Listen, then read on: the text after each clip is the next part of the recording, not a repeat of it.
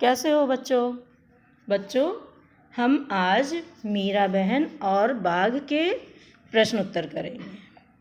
ठीक है। कहानी में प्रश्न नंबर 1, कहानी में बाघ को खतरनाक जानवर बताया गया है। नीचे दी गई सूची में सबसे खतरनाक चीज़ तुम्हारी समझ में क्या है और क्यों? जैसे चाकू, बिजली, टूटा हुआ कांच, आग। इन सभी चीज़ों में इसका उत्तर है बच्चों, इन सभी चीज़ों में सबसे खतरनाक आग है। एक जगह लगती है तो पूरे घर में फैल सकती है। इससे सब कुछ भस्म हो सकता है। हाँ बच्चों, इससे सब कुछ भस्म हो सकता है। अब प्रश्न नंबर 2। मीरा बहन की बात सुनकर गांव के लोगों को निराशा हुई होगी।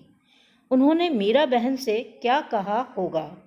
सोचकर गांव के लोगों की बातें लिखो। इसका उत्तर है बच्चों, गांव वाले मीरा बहन से नाराज हुए होंगे। उन्होंने मीरा बहन से ये बातें कही होंगी। नंबर 1, किसी ने कहा होगा आपने ठीक नहीं किया। नंबर 2, किसी ने कहा होगा कि ऐसे जानवर के लिए दया रखना मूर्खता है। नंबर 3, किसी ने कहा होगा कि अब बाघ किसी जानवर या आदमी को ले गया तो उसकी जिम्मेदारी आपकी होगी। प्रश्न नंबर 2। गेवाली गांव के आसपास के जंगलों में बाघ जैसे खतरनाक जानवर भी रहते थे। तुम्हारे हिसाब से नीचे लिखे जंतुओं में से कौन कौन खतरनाक हो सकते हैं? उन पर गोला लगाओ। देखो बच्चों, जैसे भैंस, चीता, बकरी, कुत्ता, बिल्ली, चूहा, सांप, बिच्छू, केचुआ, कछुआ, तिलचट्टा, कबूतर, भालू।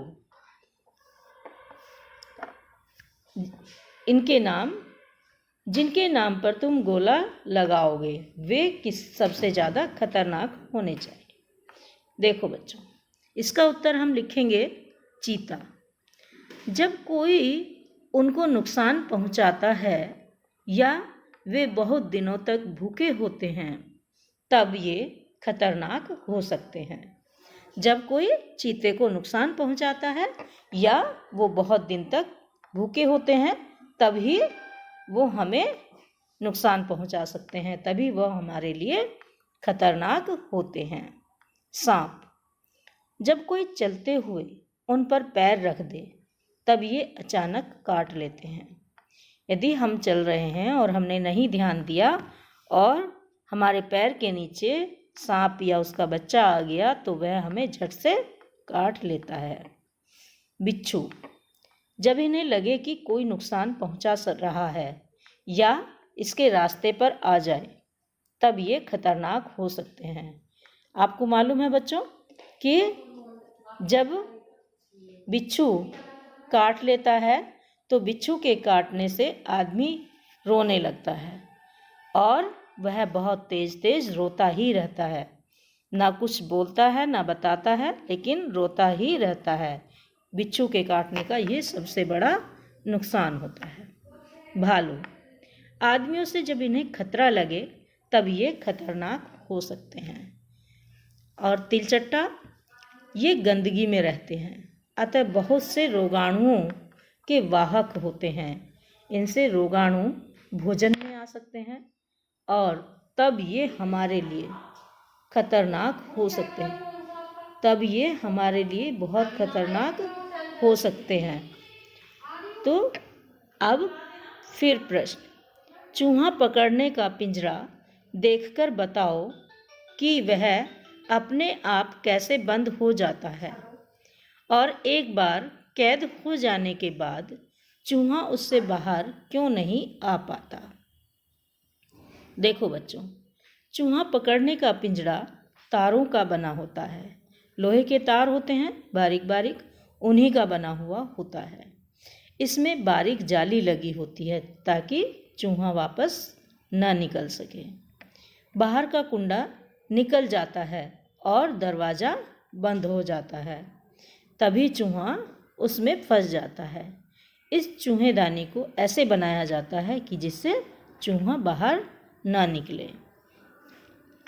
अब प्रश्न है, गांव वालों ने बाघ को पिंजड़े में बंद करने की योजना बनाई थी। किसी आज़ाद पशु या पक्षी को पिंजड़े में बंद करके रखना सही है या गलत, और गलत है तो क्यों? इसका उत्तर है बच्चों, किसी आज़ाद पशु पक्षी को पिंजड़े में बंद करना ठीक नहीं है। किसी भी जो आज़ाद पशु पक्षी घूमते हैं उन्हें पिंजरे में बंद करना अच्छी बात नहीं है। आज़ादी तो सभी को अच्छी लगती है, तो उन पशु पक्षियों को भी अपनी आज़ादी बहुत प्रिय है। सभी चाहते हैं कि वह आज़ादी पूर्वक चलें, घूमें और खाएं। इसमें हमें हस्तक्षेप करने का कोई अधिकार नहीं है। यानी जो पशु पक्षी आज़ाद घूमते हैं उन्हें अगर हम पकड़कर पिंजरे में बंद करते हैं तो वो अपनी आज़ादी भूल जाते हैं। अपनी आज़ादी भूल जाते हैं तो उस आज़ादी में यदि हम उनकी आज़ादी को छीनते हैं तो उसमें हमारी बहुत बड़ी गलती होती है। हमें उसमें हस्तक्षेप नहीं करना चाहिए। अब प्रश्न है, अपने मन से सोचकर लिखो, ऐसा कैसे किया होगा?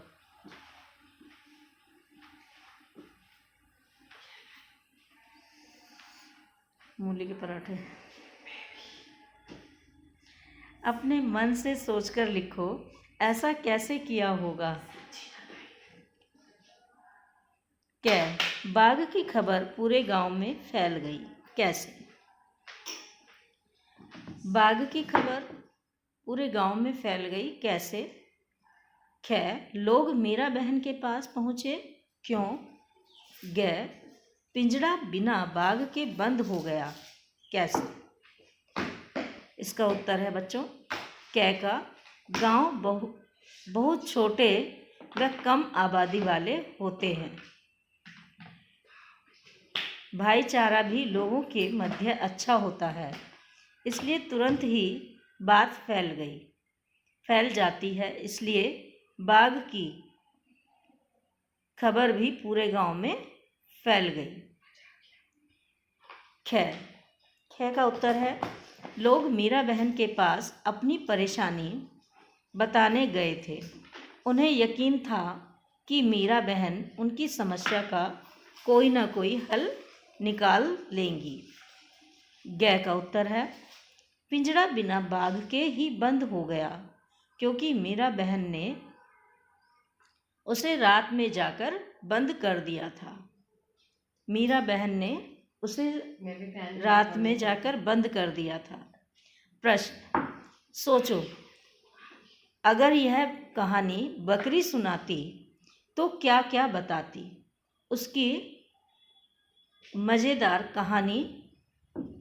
उसकी कहानी मज़ेदार होती या नहीं? इसका उत्तर है बच्चों, बकरी बताती कि उसे कैसे बाघ का चारा बनाकर बांधा गया। नंबर 2, रात भर वह कैसे बाघ के बारे में सोच कर डर से कांप रही थी। अब नंबर 3, उस काली रात में मीरा बहन कैसे उसके लिए देवता के समान आई और उन्हें देखकर कैसे उसकी जान में जान आई। बकरी अपनी कहानी में क्या क्या बताती है, देखो बच्चों। बकरी ने कहानी सुनाई कि वह रात गाय के पास बंधी थी। अचानक बाघ आया और गाय पर झपटा। देखते ही देखते उसने गाय की गर्दन दबा डाली। यह देखकर मैं इतना डर गई कि मुझे होश ही नहीं रहा। थोड़ी देर बाद जब होश आया तो देखा बाघ गाय को खा रहा था। मैं तो डर कर एक कोने में छिप गई। सुबह सारे लोग इकट्ठा हो गए। वे ये सब देखकर परेशान हो उठे। सब मिलकर मीरा बहन के पास आए। मीरा बहन ने बाघ को पकड़ने के लिए ऐसा पिंजड़ा बनवाया जिसमें घुसते ही पिंजड़ा बंद हो जाता था। बाघ को पकड़ने के लिए पिंजड़े में मुझे बांध दिया गया। मैं बहुत ही डर गई और ज़ोर ज़ोर से मिमियाने लगी। डर के मारे मैं कांपने लगी।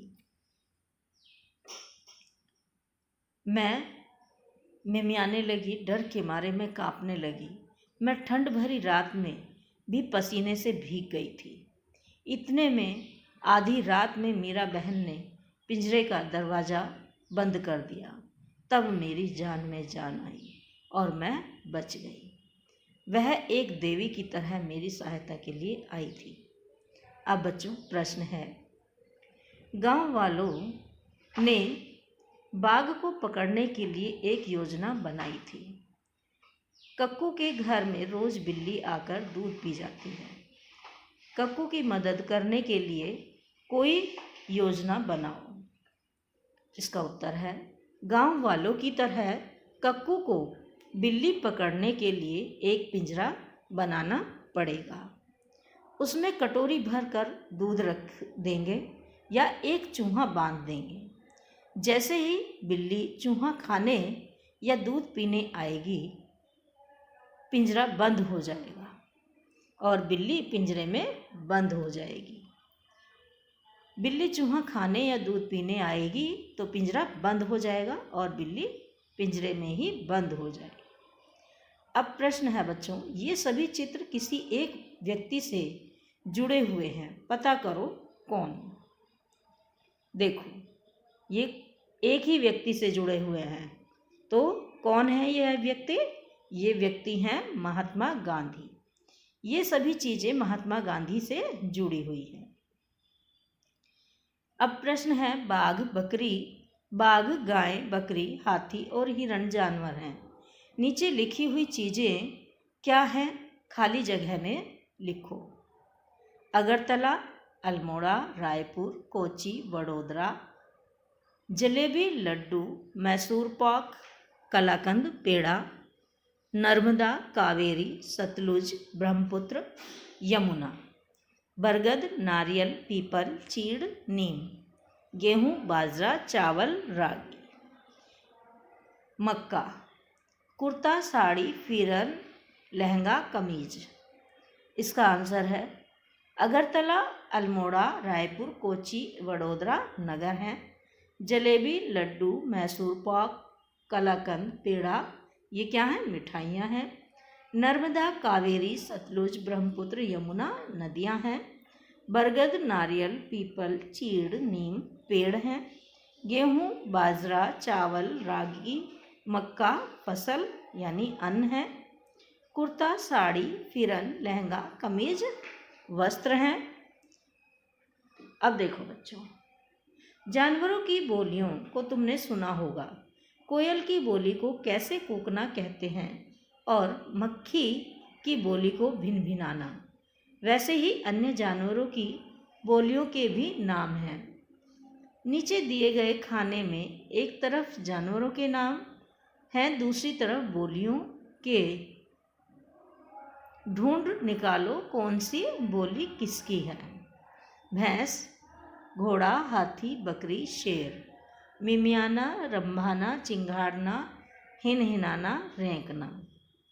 देखो बच्चों, अभी ये प्रश्न दिया है,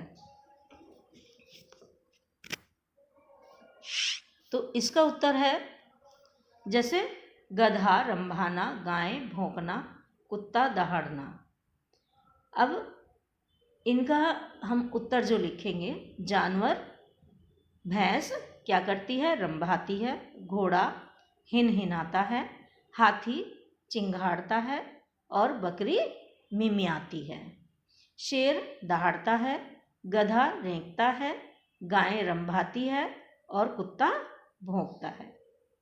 हवाई जहाज आसमान में उड़ रहा है। तुम्हें यह वाक्य कुछ अटपटा लग रहा होगा, फिर इस वाक्य को फिर से पढ़ो। इस वाक्य को फिर से पढ़ो। अब इसी तरह इन वाक्यों को ठीक करो।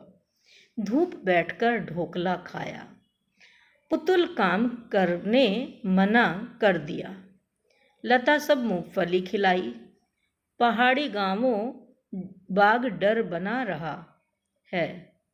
अब वे सभी शब्द फिर से लिखो जिन्हें तुम्हें जोड़ा है। धूप में बैठकर ढोकला खाया, पुतुल ने काम करने से मना कर दिया, लता ने सबको मूंगफली खिलाई, पहाड़ी गांवों में बाघ का डर बना रहा है। देखो बच्चों, हमने इनमें क्या क्या शब्द जोड़े हैं? में, ने, से, ने, को, में, का, ये शब्द हमने इसमें जोड़े हैं। तो बच्चों, हमने इसके प्रश्न उत्तर कर लिए हैं और इसका सारांश भी कर लिया है। अब ये चैप्टर हमारा कंप्लीट हो गया है। धन्यवाद।